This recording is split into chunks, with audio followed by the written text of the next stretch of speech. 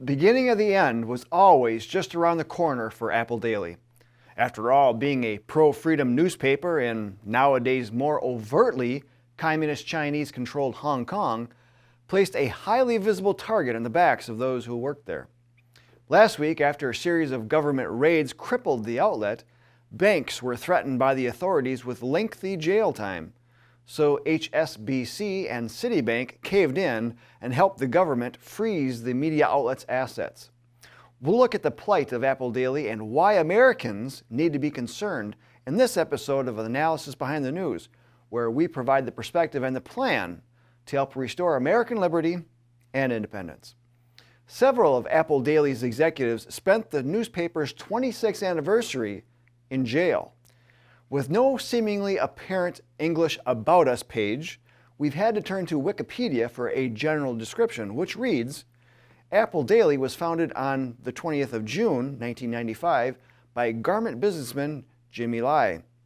Lai named Apple Daily after the forbidden fruit, which, he said, if Adam and Eve did not eat, there would be no evil and news. Wikipedia also mentions the reporting and editorials of Apple Daily have been described as favoring the Hong Kong pan-democracy camp and critical of the Chinese government. As a result of its editorial position, it was subject to advertising boycotts and political pressure. After the controversial Hong Kong national security law was enacted, its headquarters faced a widely condemned police raid on the 10th of August 2020. That raid involved 200 police officers. Yet, late last week, another raid was conducted with 500 officers, arresting 5 executives. According to the Epoch Times, police have said dozens of Apple Daily articles were suspected of violating the national security law, the first case in which authorities have cited media articles as potentially violating the legislation. The same article reported that 2 of the executives were denied bail on Saturday after being charged with collusion with a foreign country under the Chinese Communist Party's national security law. So why should we in America care about what's happening in Hong Kong? Well, let me answer with a question. Do you think what has happened to Apple Daily can happen here? The cancel culture of the Communist Chinese Party has long been practiced and perfected.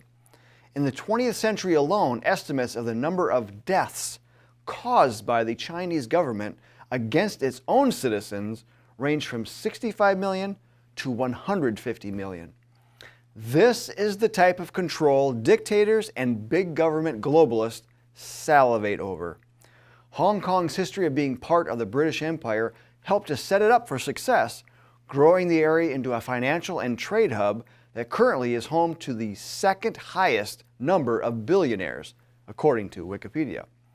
In 1997, China's 99-year lease of Hong Kong to the United Kingdom expired, transferring ultimate control over Hong Kong back to China. According to the New American, under what's known as the One Country, Two Systems plan, Hong Kong was to be largely independent from China, keeping its currency, language, laws, and customs, and would retain autonomy in governance. While this was promised by the Chinese government for 50 years, China has seen fit to ignore it.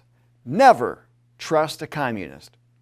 This sentiment was echoed by some at the time of the handover.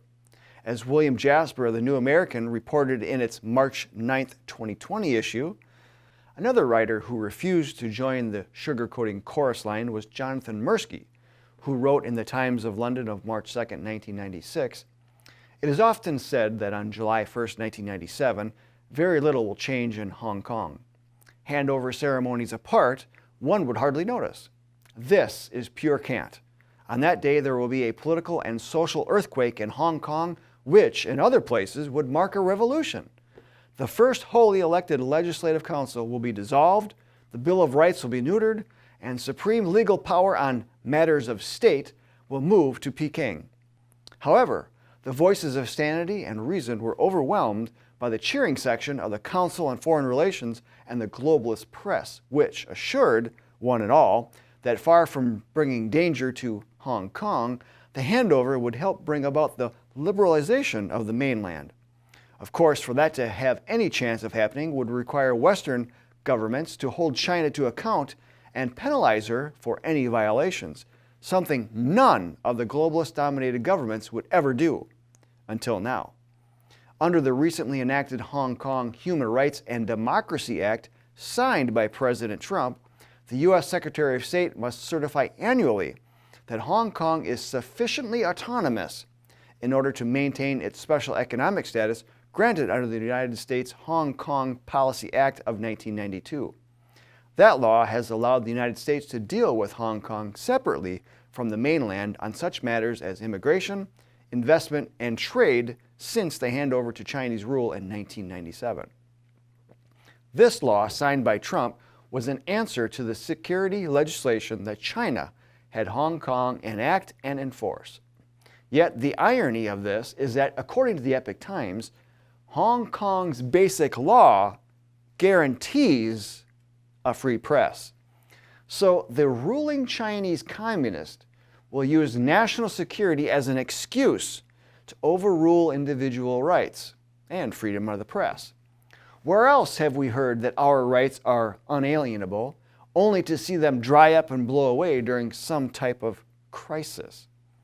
As former JBS CEO Art Thompson wrote in his China book, the pandemic came along at just the right time for the globalists to put a stop to the independence movement, particularly in America, Europe, and Hong Kong, courtesy of the People's Republic of China. Unfortunately, the plight of Apple Daily is being softly delivered to many media outlets here in America that do not toe the mainstream narrative. So-called fact-checkers give media gatekeepers the excuse to employ censorship for those that offer contrary views. As has gone Hong Kong, America can certainly follow, especially when all the major players are in place to trade American liberty for globalist security.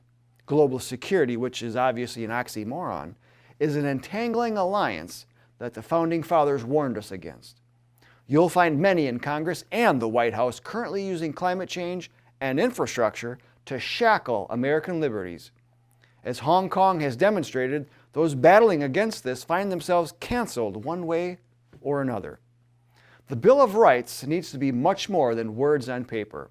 Rights must be regularly practiced in order to keep them, but they must also be vigorously protected when any type of unconstitutional usurpation occurs. An apathetic electorate cedes great ground to a power-hungry government. It's rare when governments recognize and give back the usurpation, but there are constitutional ways that it can be done. If you're not familiar with nullification, or even with the constitutional limitations of our federal government, then dedicate some time to learn. We've made it easy to learn the basics in our Constitution is the Solution DVD set. Members of the John Birch Society regularly hold these workshops all across the country and are very successful in quickly raising the level of awareness in a locality. Get your copy of this today to learn. Then help others learn by going through it with them. We do have study guides that will help you. Physical copies are also available through our store. Plus, you can watch the videos and access the guides for free at jbs.org. Links are in the video description. Only through educated electorates can America stop the socialist advance to communism and protect our God-given rights and the independence of our country. I'm Bill Hahn for the John Birch Society, and until next time, stay informed, stay active, and be bold, patriots.